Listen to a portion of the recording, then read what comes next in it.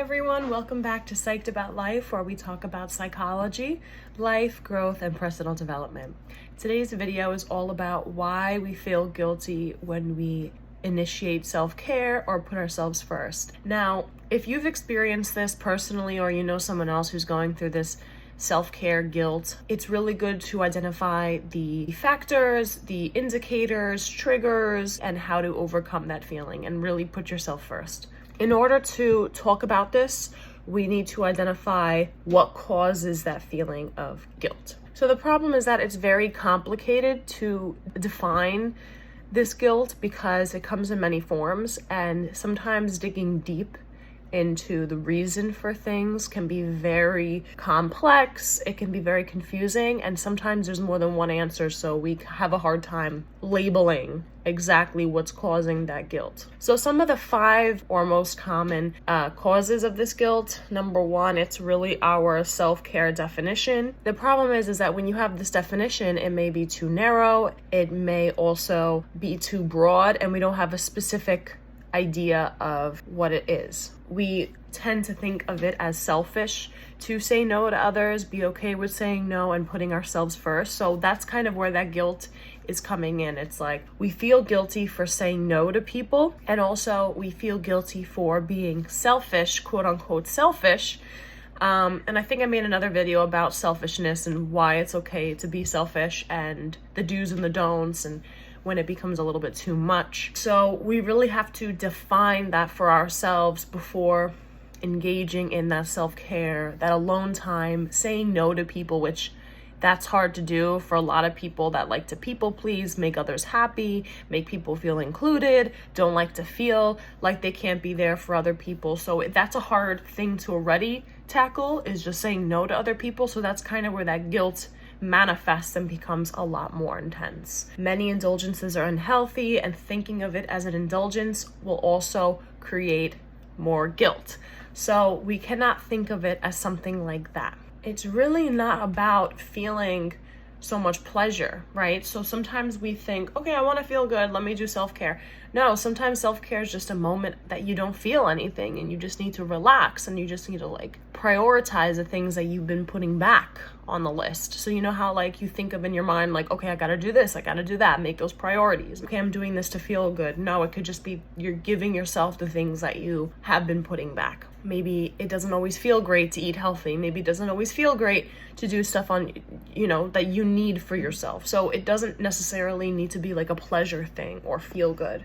Reason number 2, self-care as a zero-sum game. There's a common belief that prioritizing something means taking away from something else, that there's a cost. And that's where that guilt comes in, because it's I have to sacrifice something in order to put myself first. So why self-care isn't zero-sum? If you choose to go to the gym instead of a work happy hour, you've chosen to do something at the expense of the other.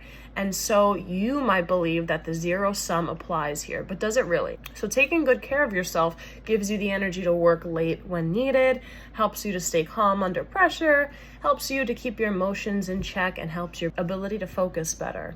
You'll be better equipped to solve that big work issue that's been frustrating you for the past week, and you'll be less likely to snap at your children if you have kids, or spouse, or boyfriend, girlfriend when you walk into the door. So proper self-care is what enables you to serve, do, and give more to others.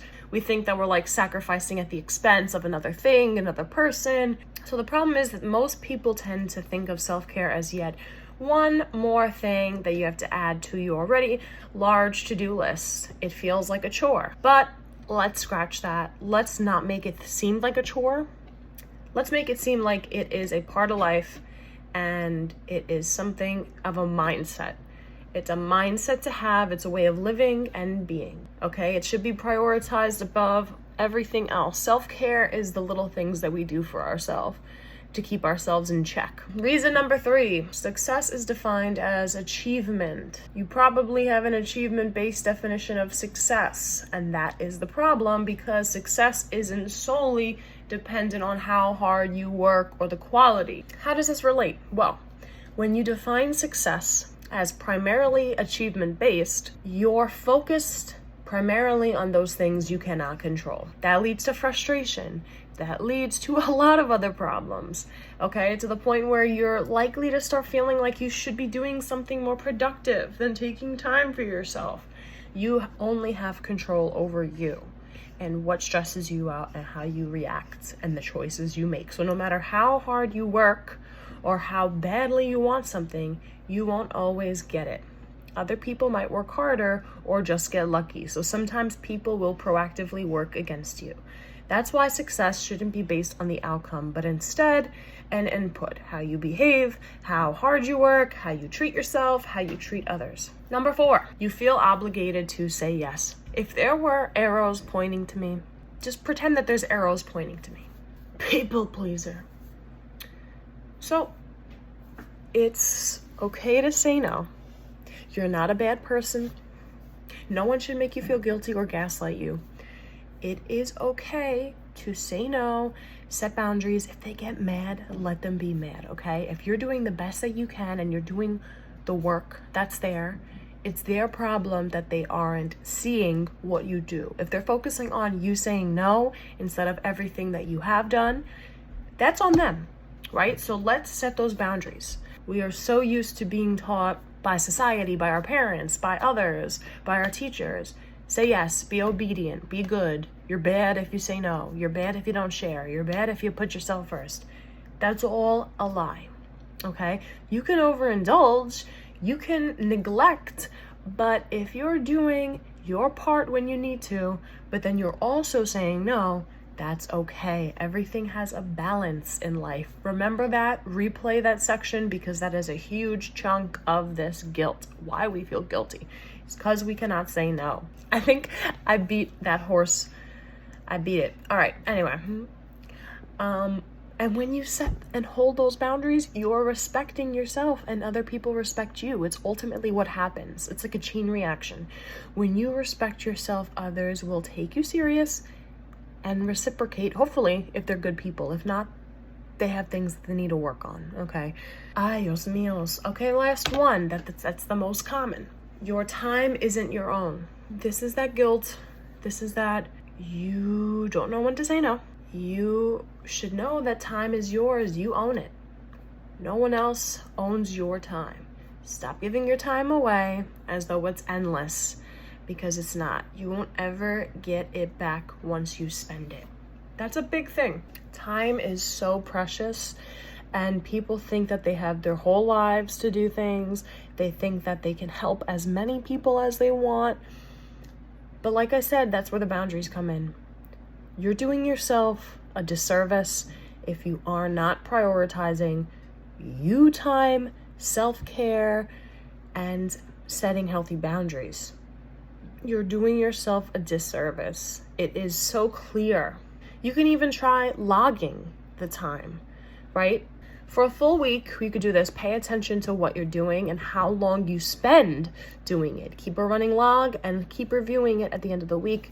You'll see where you tend to spend most of your time. I think that's an awesome idea, because especially for people that have trouble with time management and executive functioning skills of just organizing, they tend to spend their time not wisely, using too much time for things, maybe some things that aren't as important, and it's good to get a head start and know these simple exercises will become routine, right? If we keep doing it. It could be tedious, but let's do a summary of everything that I've mentioned, because that was a lot. So, living that guilt-free life of prioritizing your self-care, you need to learn that definition of self-care. Have a clear definition of what self-care means to you. Number 2, how you prioritize it. Number 3, have a good support system.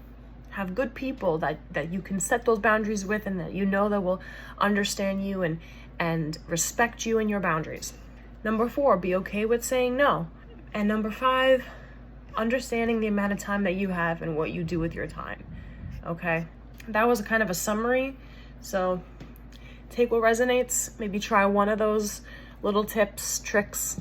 It may be tedious to keep a log, but if that works for you, it works for you. It doesn't have to be a log. It could be like just being mindful of how you spend your time.